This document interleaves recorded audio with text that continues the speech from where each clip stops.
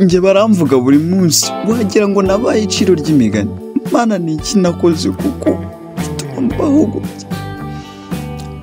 Urakara ngo yuko bakuvuze bizagutwara ikizi?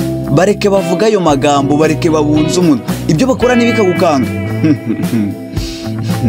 Erega menya ko ayo magambo avuga atishyura milivari z'abana, amagambo menshi. Ntabwo ashobora kwishyura amadeni afite, ntabwo ashobora kwishyura ubukode bw'inzu abayemo, ntabwo ashobora kurera abana, yewe ntabwo ashobora gutuma bamuha akazi ngo wowe bakakwima. Erega burya ayo magambo ni ubukene aba yirundaho buri munsi. Ngaho murebe neza, ongera umurebe, afite ikizi uretse nyine ayo magambo gusa yirirwa bunze.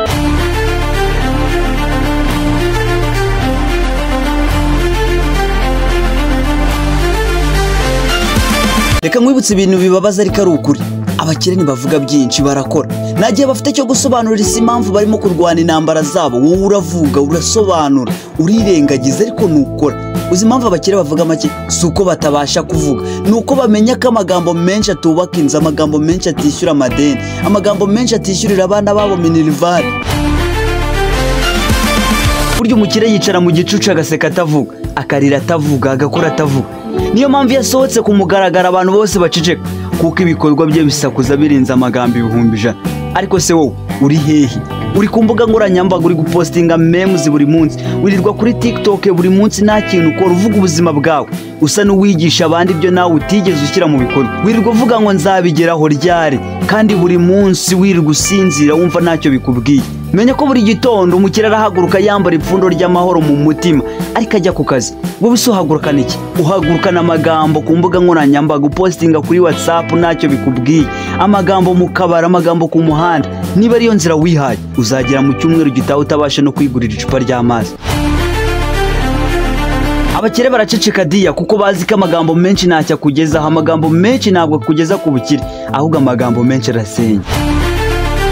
Ukivuga byinshi niyo nzira uzahora. Amagambo menshi, ibitekerezo byinshi ariko ntabikorwa, uzahora utwitse umutima wawe ariko ugataha mu nzu z'ibitutsi utabona aho ugeze. Aho kubona impinduka uzahora usaba gusa. Niba utabikoze uyu munsi, ejo uzicuza kandi nawe uzigera gutega amatwi. Ese uzi impamvu abakire batajya basubiza abo babona basigaye mu nzira imwe? Ni uko ibikorwa byabo byivugira.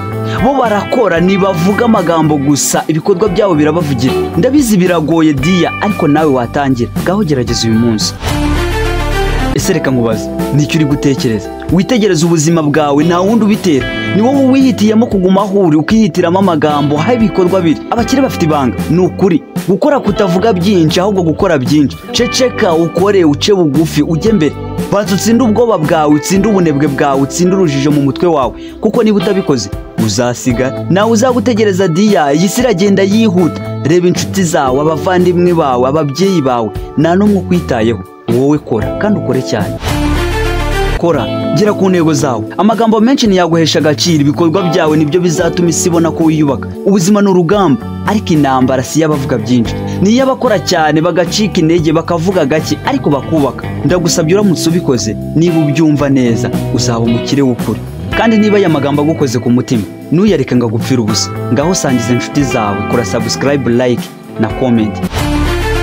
Iyi motivation yaba imbarutso yo gutuma umuntu ahaguruka, yaba imbarutso yo gutuma umuntu akora, agakanguka. Erega buri wese akwiye gukanguka. Mbere y'uko igihe kigutwara, subiza umutima ku murongo. Ceceka, ukore, ubumwe mu bagenda bacecetse ariko basiga amateka. Iyi ni Motivation Rwanda, isomo ry'ubuzima.